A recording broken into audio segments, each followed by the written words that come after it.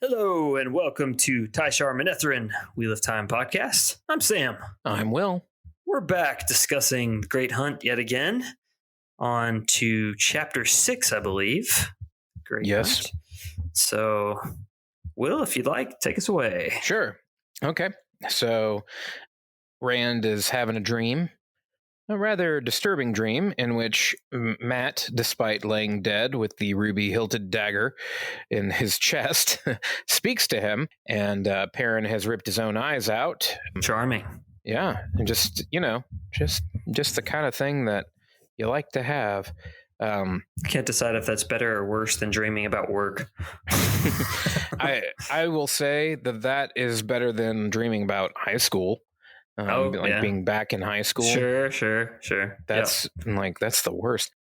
Baelsman and Fane are both there and assuring him that it's never over, Althor. It's never over. It's never. Okay, we get it. So Rand wakes up. He's in Egwene and Nynaeve's room taking a nap. Nynaeve is there, and she's like, "What? You're just taking a nap, you lazy bones." She's typical Nynaeve, both supportive and challenging. Mm-hmm. Eventually, Rand does the dumb maneuver of speaking the Dark One's name.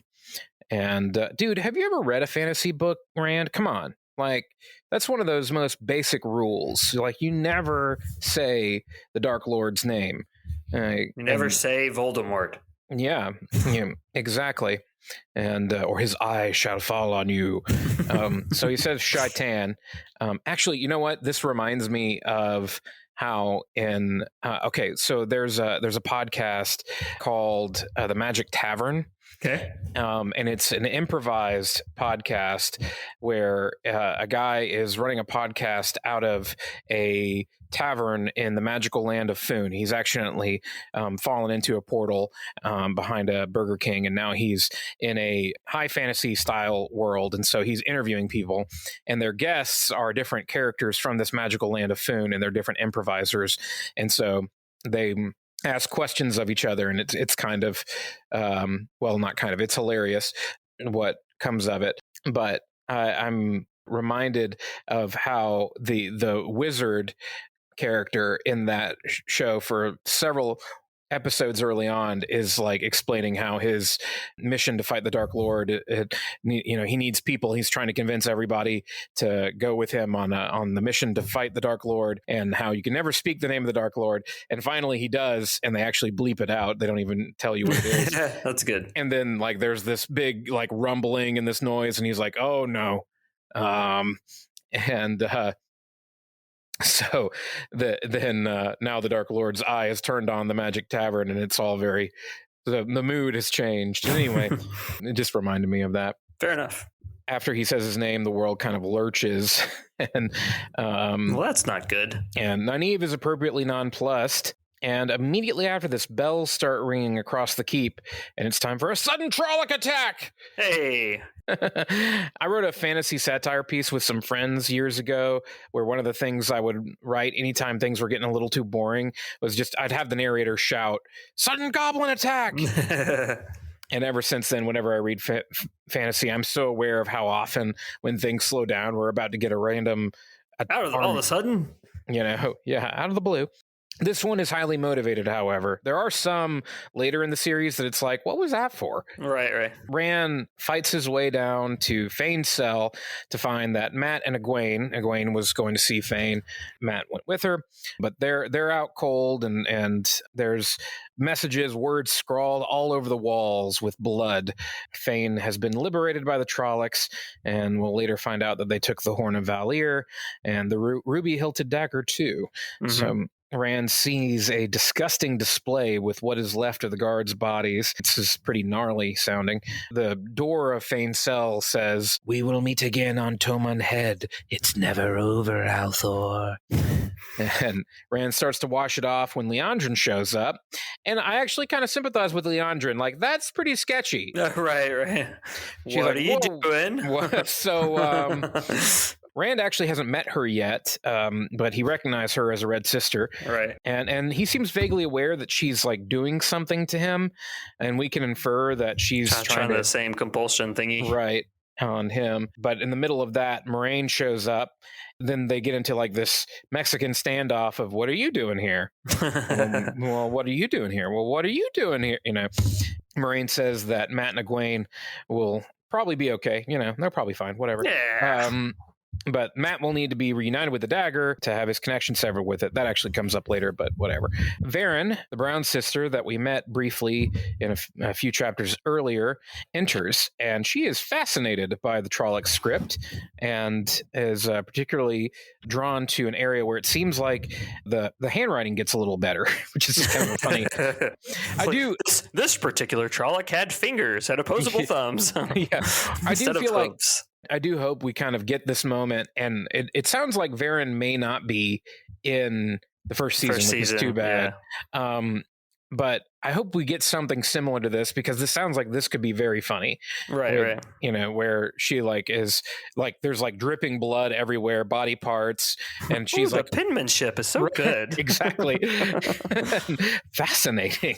And it's an important character moment for Varen too, so that you understand her, that she is just kind of oblivious, but also just kind of floating around. Yeah. Also very focused on certain things. Right. Ingtar, one of the Shinaran officers, explains that it had to have been a Shinaran that let the Trollocs into the keep. Lan shows up and tells Rand that, oh, hey, Moraine says you can leave whenever you want. Just run off into you didn't have to hide. Where all those Trollocs just came from. You can just leave off into that. Chapter 7, Blood Calls Blood. Again, this is interesting because it is the title of the episode 6. I think it means we're probably going to get a lot of this content in the show. Yeah. Okay, so the Amyrlin Seat and her entourage have been up all night healing Matt, but they can't finish the job without the dagger, so they decide that Fane has to be found. Before Varen leaves, she turns to the Amyrlin and Moraine, who are left. She has a translation of the Trolloc script on the wall. Mm-hmm.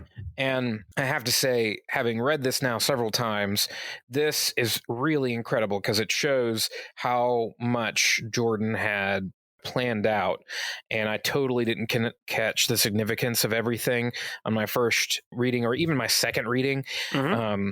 The main thing that a first-time reader really needs to take away from this, because you're not going to understand it all at this point until you have to reread it to understand it. But the main thing that you need to notice is Varen interprets the first part. The daughter of the night walks again, and she says that refers to Lanfear, and Lanfear is one of the Forsaken. The Amyrlin dismisses this because the Forsaken were sealed in the Dark One's prison. Mm-hmm. Yeah.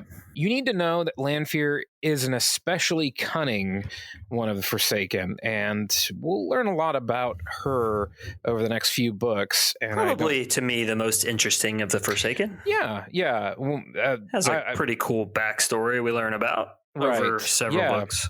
I'm just saying, notice that she's mentioned here. The further we get along, the more the Forsaken feel like a dime a dozen, like, oh, it's another Forsaken, we're going to have a boss fight. But Lanfear never feels that way. She's always kind of has her own interesting story. Right, yeah. There's a few of them that are a little more interesting, but yes, I agree, Lanfear is probably the most. And of course, I'll say more in the spoiler section, so stick around if you want to hear about that at the end of the episode. Then Varen says it's obvious that Rand is the Dragon Reborn, and Swan and Moraine are aiding him. Moraine and Swan reflexively embrace the power as if threatened, but then they quickly calm down, and they realize that Varen doesn't seem to be threatening them, actually. Mm-hmm. Right. That it rather seems to agree that Rand needs guidance instead of, being taken captive by Red Sisters. And then we swap to a brief Perrin perspective.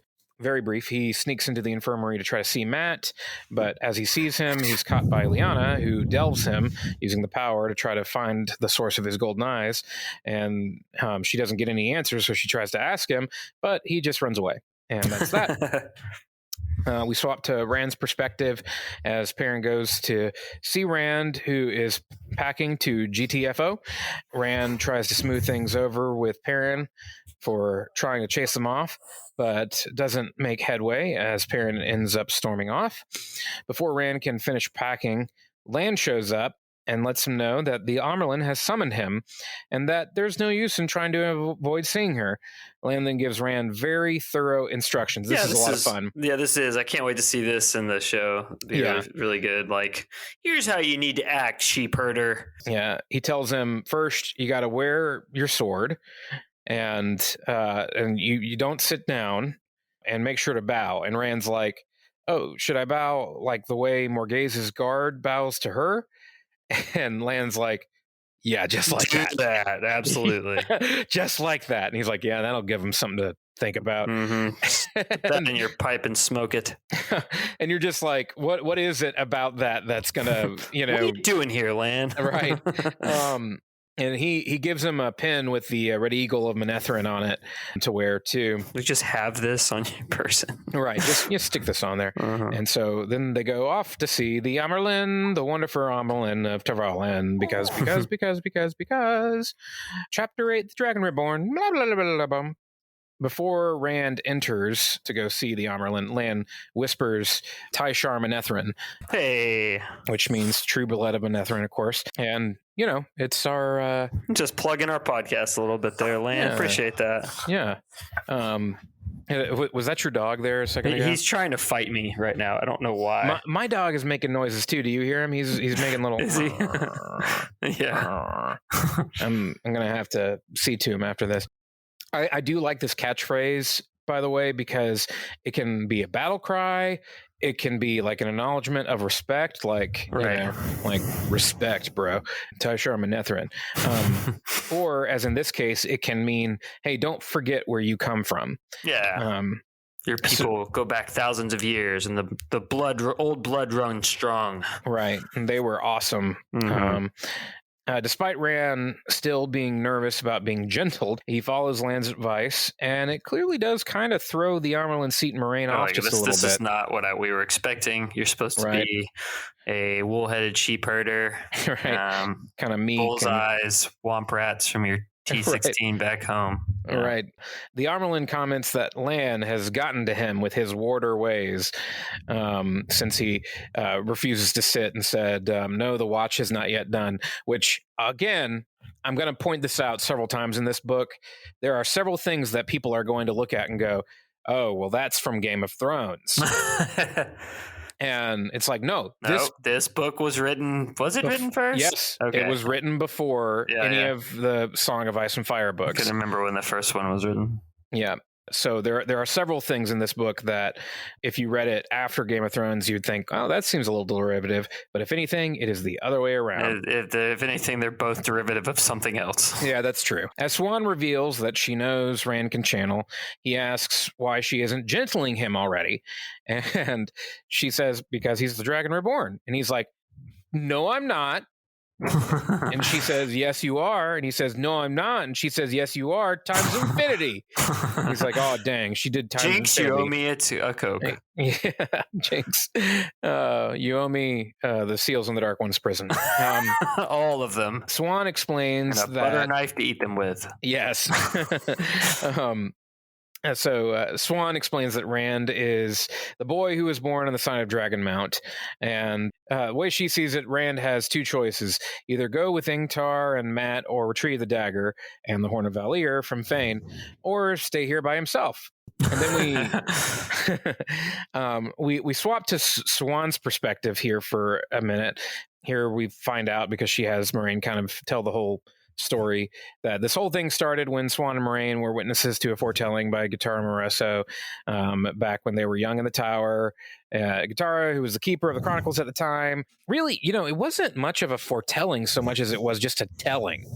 Because it wasn't like it wasn't something that was going to happen. This is happening right now. Right, yeah.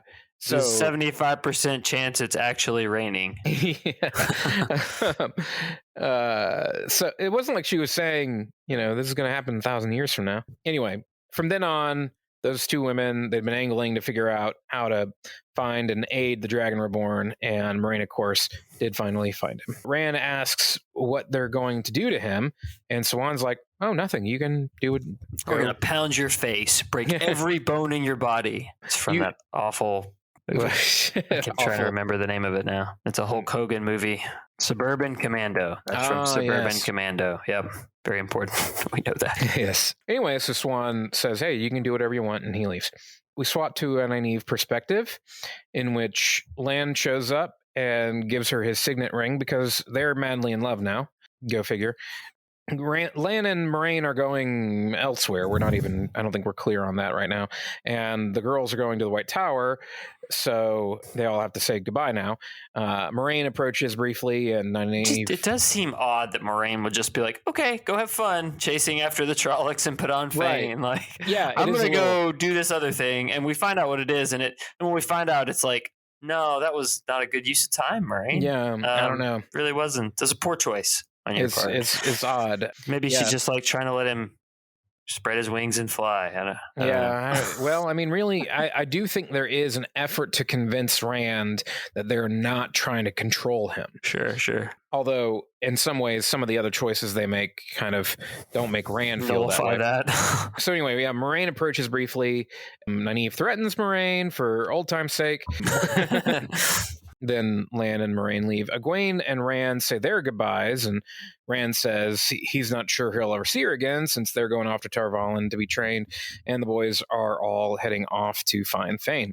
Then we're on to Chapter 9, Leave Takings. These are where the takings are...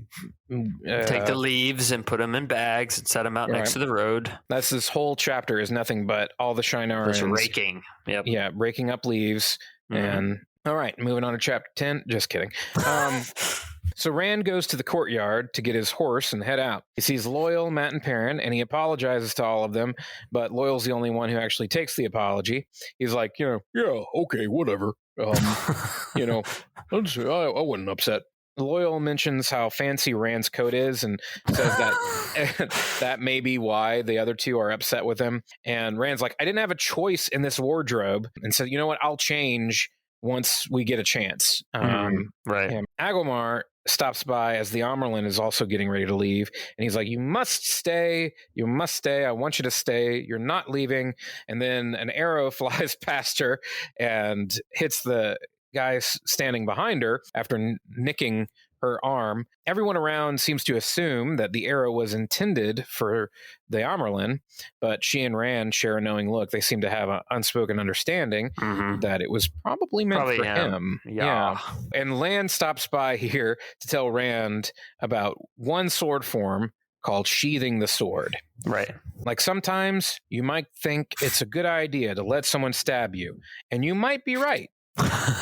So, just let that happen if you need to. Keep that in your back pocket. Right. We'll see what happens. And as the great Russian playwright Anton Chekhov once said, if you talk about getting stabbed for strategic purposes in the first act, you better get stabbed for strategic purposes in the third or fourth. Yes. That's exactly what Anton Chekhov said. Then Ingtar introduces Rand to Huron, a sniffer, a sniffer, right? Right? Just drop that in there, Yeah. No big deal. It's one of those things, and there are times where we have this throughout time. So it happens enough that it's not so weird, but every now and then it'll just be like, here's another fantasy world thing that it's not going to show up again. So right. But they act kind of like, okay. And I guess the thing that confuses me about it, so like with Min's ability, for example, we don't run into other people like Min. No. But it's kind of clear to me like that there are other sniffers. Yeah. Like other Shienarans sniffers. Right. Like that it's a rare talent, but it's not. It's like a genetic thing. It's like a mutant power that like some families have.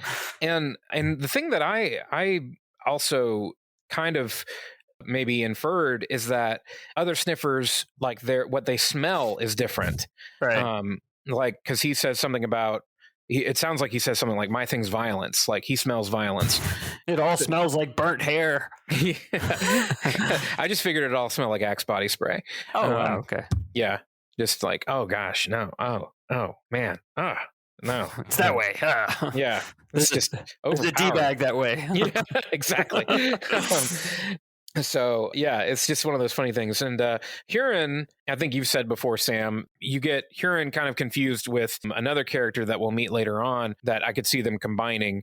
Yes, absolutely. Huron Wouldn't be is surprised. a thief catcher, as opposed to a thief taker. right?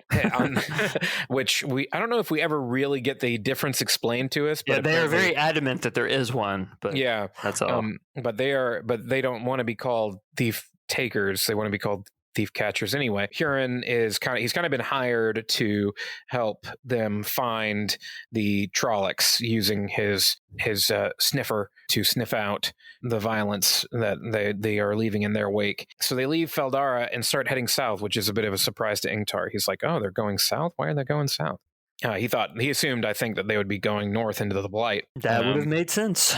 Right. Then we get a very random Bail Domon perspective. Yeah, he's like not even like with us right now. Right. Bail Domon, who was the riverboat captain that took Rand and Matt to Whitebridge, he starts to become a more important character. I didn't remember how often we had been like keeping up with him. And so, who is this guy? But I'm like, okay, yeah, been showing up. I just was kind of dismissing him because there isn't much of an explanation of why we should keep up with him exactly. Right. He does continue to be a more and more important character as the series wears on, and he's a fun character too. He's got that Illianer accent. So he's in his hometown. He's at everyone's favorite inn, Easing the Badger. Yay! And he's had far too many strange offers to overpay him to sail to Tyr for some reason, which his boat is a riverboat and Ilion to Tyr is by sea. So that's the excuse he gives. He's like, well, my boat's for shallower depths. It's not really for ocean faring. But this most recent offer that he gets is just too good to turn down. So he takes it, and it's like, hey, carry this letter to someone over in Tyr. But then he gets onto his boat and he immediately opens the letter, and the letter's like, hey, the person who carries this to you is a dark friend. You should kill him and take everything. Yeah. And he's like, yeah. No, I'm not doing that. Let's go to Abu Dar instead. Opposite direction. Let's head the other way. So he starts sailing the opposite direction, and he's like particularly put off. It's like he's not even offended that they would try to kill him, but when it said in the letter, like, and take all of his possessions, that's when he's like, now it's serious. Right, exactly. And he starts thinking about all of his cool collectibles, and he's got a collection of like old stuff. And he's got some Pogs, Funko Pops, some Beanie Babies. Oh man, yeah. And then right there on the shelf next to him, he's got a seal from the Dark One's prison. So yeah, exactly. Then we're on to chapter 10. The hunt begins. So the party that's hunting the horn, which, they're hungry for that horn. You could even say I'm not going to say it. This party includes Rand, Matt, Perrin, Ingtar, Huron, Uno, Massima, and some other Shinarans. The listing off of characters of who is in this group and who's the ones I need to be like concerned about. Right. I think there's a fairly large group of like miscellaneous Shinarans also with them, like the red shirts, basically. Right. Yeah, anyway, they're heading south. Rand and his bros are still not getting along. And this is made even worse when Rand realizes that Moraine replaced all his Hot Topic novelty t-shirts and jeans with polos and dockers. Okay, maybe not quite, but his whole wardrobe is nothing but like fancy, impractical stuff that only like nobility would wear. And this makes Matt especially upset, as he thinks Rand has gotten a bit too big for his britches. And he's still dagger drunk. Right. Yeah, at this point, if you don't like Matt, then you're in the majority at this point. Yeah. If you're like, all because of the dagger, man. Yeah. If basically you've got to wait till book 3 before you decide if you like Matt or not. Mm-hmm. Really, at least book 3, because we don't really get to see the real him for most of these books. So they travel for a few days. They pass camp where it looks like the Trolloc stopped, and Huron says some people got murdered in it here. And they pass an abandoned village where they find some bodies of some of the Shinaran soldiers who had gone missing the day that left. they suspect may have been involved in the assassination attempt, but they can't be sure. So Ingtar says, hey, let's bury them anyway, because we're not sure they were dark friends. They may have just been taken captive. They did save Lord Agelmar's life earlier, so if they are dark friends, they kind of suck at their jobs. So it's in this town that one of the men think they see a woman in white in the window, but they discover it's just a piece of drapery. Or is it? The next village isn't abandoned, but everyone in it has been murdered. And Rand goes inside one of the houses and he gets temporarily trapped in a looping vision. This feels like a programming error to me. Like, right. A glitch in the Matrix. Yeah, he gets trapped in this like looping vision of how the former residents all died. This is another one of those strange things that's like, this never happens. And what is this? What's happening here? Yeah, you want to say bubble of evil, but it's not quite the same. Right. Anyway, the chapter ends with them finding a dead, tortured Murdral staked to a door, and they're all rightly concerned like, that's not something that usually happens. Right. Like, whatever tortured a Murdral has to be very terrifying. That gives them pause, shall we say. And so that's all I had pre-spoilers. That whole section is so different from, I don't know, like a lot of the other books. Like this just like we talk a lot about how Eye of the World is just so different from the other novels. And generally the Great Hunt is when we are sort of on the track in the mode of how the other novels are set up. Right. But then you'll still have like a real section like this, like, whoa, wait, what? Yeah. It's like a fever dream or something. Right. Well, in a lot of ways, I think we said it. I think I actually heard Daniel Green say it. The Wheel of Time really fully becomes the Wheel of Time in book 4. Not that these early books aren't, but like the status quo is fully established. Right. Yeah. And it kind of starts giving you, this is a little bit more like how the rest of the books are going to start, a little bit of the pattern that they're kind of going to go fall into. The pattern you see there. So I got a couple of spoilers. Yeah. So as with our last episode, if you are a first time reader of The Great Hunt and would prefer to not be spoiled, check back with us next week. We will be continuing to hunt in the Great. So spoil away. All right. So spoilers in chapter 6. Goodness, the Ingtar stuff is so much more interesting. Yeah, knowing that he's a dark friend. Right. We're led to believe that it, he's the one that let the Trollocs in, right? Right. Yeah. And later on, it's like they're trying to like kind of misdirect it at these other Shannarans they find along the way. Right. And I'm definitely wondering if it was Ingtar.